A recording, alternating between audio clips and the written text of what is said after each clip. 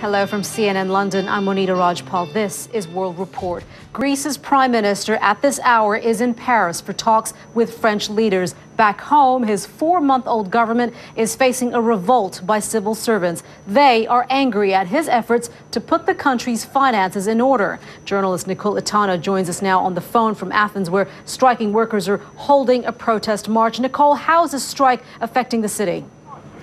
Well, almost all public offices around the city are closed. Schools are closed. The airport is closed.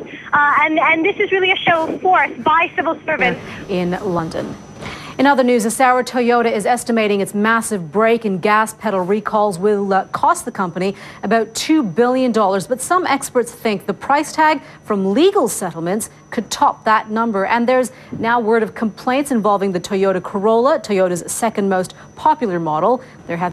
There have been a series of deadly avalanches in northern Afghanistan. Authorities have been digging out and recovering bodies in a pass that connects Kabul with the city of Mazar-e-Sharif. CNN's Fred Pleitgen joins us now on the phone to tell us more about this grim task. Fred, what is happening in terms of this rescue operation? A very difficult operation.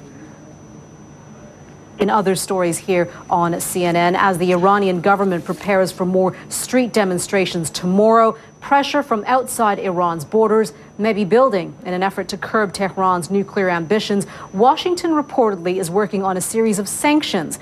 The New York Times says the new sanctions would take aim at the United Nations says nearly 1 million people are at risk for health problems because of poor sanitation in Haiti. Earthquake survivors living in temporary housing are particularly vulnerable, especially with the onset of the rainy season. Right now, some 300,000 people are still suffering from injuries, and Handicap International says amputees number around 3,000 people. But it warns that number could rise as more people make their way to Port-au-Prince.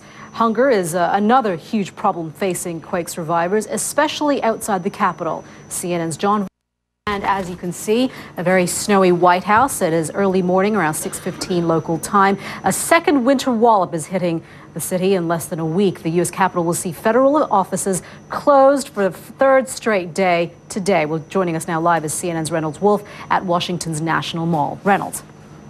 Well, Reynolds, thank you very much for that. In Washington, of course, a lot of business travelers, international travelers will have to keep an eye on this winter storm. Mari Ramos is tracking it for us from the World Weather Center. Mari, tell us, what have you got? Hey, you know what, Monita? This is something that's going to be affecting millions and millions of...